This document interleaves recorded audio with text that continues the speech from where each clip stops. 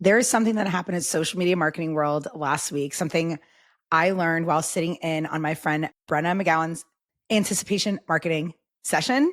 And I can't wait to share it with you. And it's what we're going to be covering in this short and sweet podcast because it's going to blow your mind, but I'm also going to give you a great idea for a reel to take and run with or any type of content because it's something that literally just made me want to buy instantly. So, okay. So real quick, social media marketing world, I had the incredible opportunity to speak at last week and it was a dream come true. As a marketer listening, if you're a marketer, you know social examiner and what an honor it is and humbling experience to be invited to speak there, especially in front of your peers.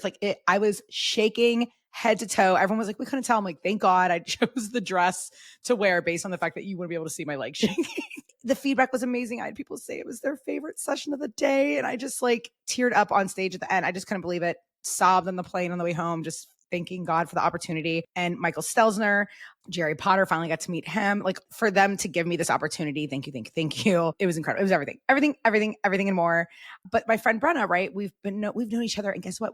We met through a hashtag years and years ago. I found her, I think probably through the hashtag social media managers. We were both social media managers at the time. She is now a launch copywriter. She is genius. If you are looking to launch, she teaches about pre-launching. So by the time you've launched your product service, people are already ready to buy. You barely have to launch. You know what I mean? And her session was all about anticipation marketing. And I'm going to tell you this stat right now, and it's mind blowing. Ready? And it was fun because she asked everyone in the audience, how many people do you think in your audience following you right now are ready to buy your thing, ready to buy your stuff? And, she's like, how many percent? Some people raised their hands, another percentage.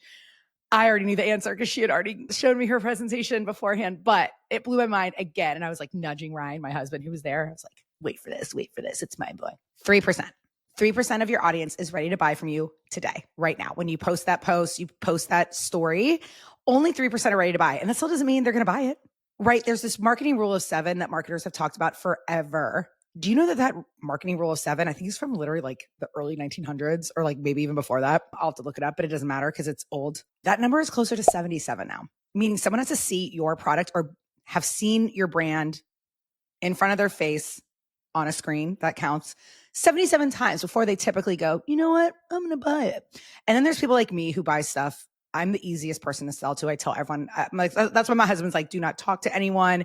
When people try to stop me anywhere, if we're in New York and people are like, hey, I'm like, ooh, Ryan's like, keep walking. Cause I'm just yeah, cool. I'm a dream person for any business. But most people, right? We have to see something to build trust and awareness and blah, blah, blah, blah, blah. We also don't have the pain point the moment you're selling it. Think about it. Especially my real estate clients, I'm we're not all sitting around waiting to buy a house. There's a specific time in our life that we're going to buy a house. Same with cars, big things like that, right? And then there's things that a $10 non-tarnished necklace. Just because it's $10 and doesn't tarnish doesn't mean I'm going to buy it. Even if it's the cheapest thing and the most amazing deal ever, doesn't mean we're going to buy it. So you got to remember that when you're selling. And this is why obviously, I tell everyone you don't need a huge following. I was selling with 500 followers. I was making money with 500 followers, building connections with 500 followers back in the day. So you don't need it. It doesn't mean you need a huge following, but it is a numbers game, right? The more people that see your stuff, right? But again, the right people. So this is why having an email list is so important. This is why not putting all your eggs into one basket is so important, right? I always say you don't need to be on every platform, but I definitely encourage my clients to do maybe 2 to 3. So if Instagram is your main one, what's another one that kind of aligns with Instagram? Facebook, LinkedIn. Those are 2 easy ones to you need to adjust a little bit, which actually, let's make that next week's podcast episode, how to cross post and how to repurpose. Ooh, that'll be fun. We'll talk about how to take a reel and make it a carousel, how to take a carousel post, make it a LinkedIn post, how to take, right? Okay, we'll do that next week. But for today, I just want you to take this one idea of a reel I saw that actually made me want to buy right now. And I don't even follow the person. So she's someone I've never seen in my life. And her reel literally made me go click the link in her bio and get ready to purchase. That's not normal. That's not usually how things are. We usually have to be following you for a while. So when I say 77, this is why I stress Instagram stories so much. Because if I do 4 stories in a row talking about the Reels Lab, that's 4 touch points. They see a reel, they see me on LinkedIn, right? But you can get to 77 real quick on social media if you're consistent. Posts, stories, email lists, that number 77 for if that's how many times someone needs to see your content to decide to buy, you can actually get there pretty quickly. So don't get frustrated. And then there's people like me who see something once and go buy it. It's about being in the right time when they need the thing and they see it. And it's also why when I talk about a product in a store, I know I talked about it like a year ago, but I would notice when Poppy came on the market, their drinks were in the front of the grocery store, in the aisle, at the end of the aisle. So like, even as you go through the store, you're seeing this product 5+ times, and you've already seen the commercials and you've already seen it on TikTok. So by then you're like, okay, I'll try this freaking soda, right? So again, it's just staying top of mind. It's what social media allows us to do, but don't let the 77 scare you. Just let it know. That means if you show up on stories throughout the day, you show up, someone watches 10 stories of you that day, they see your post. Again, that number is quick. And by the way, you need to talk to Brenna about anticipation marketing, because she talks about that, how like by the time you've launched it, they've seen you so many times and they're so excited, whether it's a countdown, whether it's breadcrumbing in stories, showing like a little bit of it, a little sneak peek. We love that stuff. We get so excited. By the time it launches, we're like, take my money. When I started the Reels Lab, for instance, I started talking about the Reels Lab on Instagram stories for months before I had a sales page, before I even knew what the Reels Lab was going to include, before I knew what I was going to price it, before I knew I had talked about it for months. I was like, okay, I had this thing called Red Carpet Reels and it's working.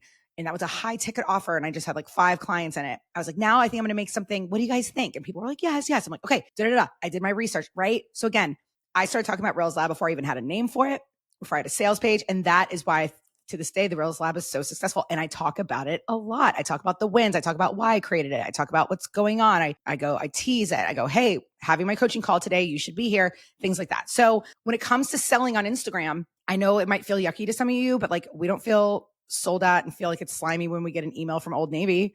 We don't feel like it's yucky and slimy when we see a billboard. You're allowed to talk about what you do. Now, that's why I always talk about my Instagram stories and my content aren't just selling all the time. It's a beautiful mix of behind the scenes, education, or what I like to say, helpful, humor. And then I sprinkle in selling in my captions, right? That's why the Reels Lab captions I write are what they are, because in the caption I sell. And that's what I talked about at Social Media Marketing World, how every piece of content, whether it's funny, empathetic, whatever it is, a tip, I sell in the caption. Because you can sell with funny content. You can sell a lot with funny content. You can sell with your founder story. You can sell with anything because it's storytelling and making people feel, okay? So with that said, let me give you a reel if you're struggling to sell today. And again, remember, not everyone's ready to buy today. So if you don't make a sale today, do not feel like you suck. You don't suck. You just have to show up more often. And again, that doesn't mean posting daily. It could be stories. It could be emails, right? All right. So I'm scrolling Instagram literally this morning, and I come across this reel and I go, oh my God, let me grab it. It'll be in the show notes, of course. So this is your assignment this week. And again, if you ever struggle with messaging and all that stuff, you're like, Shannon, it's just not working. That's what the Reels Lab is for. So get on in there. But these are always fun to test. And that's why I love sharing them on the podcast, because trying, testing, and tweaking is my motto, and having fun. So it's this girl, and it's just B-roll, simple B-roll, 5-second reel, trending audio.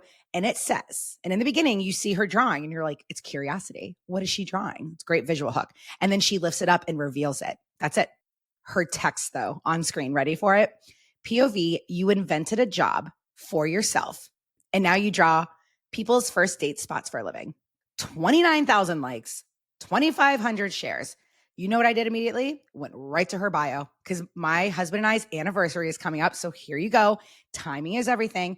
It's coming up. And I was like, that would be a perfect gift for my husband for our anniversary. Now, unfortunately, once I got to her bio, it wouldn't be ready in time for our anniversary. So timing sucks on my part, but I'm definitely going to think of a way that I can work with her, because first of all, her drawing is beautiful. And what a beautiful gift to give someone is a little drawing of the first place you met. So, but she does other sorts of art too. So now I'm binging her website, looking at all her things, and I cannot wait to purchase from her in the future. So again, her hook is simple. This is the formula for a reel that will sell. Do you notice the artist storytelling? Let's see. It's like what? It's like a 10-word on-screen text. It already told her story, which is she invented her own job, which means it came from a place of passion and heart, right? And then she says, and now this is what, and she kept it really short and concise. She didn't say, I create art. No, she said, and now you draw people's first date spots for a living. Is that the only thing she does? No, but she knew that would grab people's attention. And that was very specific. She's like, hey, you want to wow your spouse, your future husband, you want to make your wife feel good.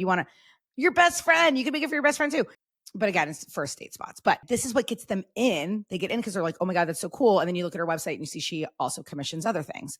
So with that said, that is your reel today. What can you create a video of that demos what you do. It showcases what you do, whether you're a photographer and it's the video of you taking photos, it's you working on a content calendar because you're a social media manager, you're a baker, you showing you baking. What is it that you can demo? And it makes you want to root them on. We want to root you on. We love hearing, oh my gosh, you did it. You invented your own business based on what you want to do and just did it. Heck yeah. So do not steal her idea, obviously. But I want you to say, you, POV, you always had a love for blah, blah, blah. And now you do this for a living. Again, it doesn't have to be this exact prompt. I would definitely shout her out in the caption if you do create this reel. But it could be anything. POV, you used to be miserable in a cubicle and now you blah, blah, blah for a living. First of all, it tells us exactly what you do. And if we need that thing that you do, we're interested. But it also tells a little bit of your story and it shows your heart. It's storytelling. This is storytelling. I know everyone thinks storytelling is this like, you have to write a chapter book. No, that's storytelling. That made me click the link in her bio. That made me fall in love, not just with what she sells and does, but with her and seeing how happy she looks doing it. So there you go, guys. Simplicity. We're still following humans. You don't have to do anything crazy to get a viral reel and create sales. And just know that if you're not selling yet, it might take a little bit, but you will get there. I love you, friend. Mwah.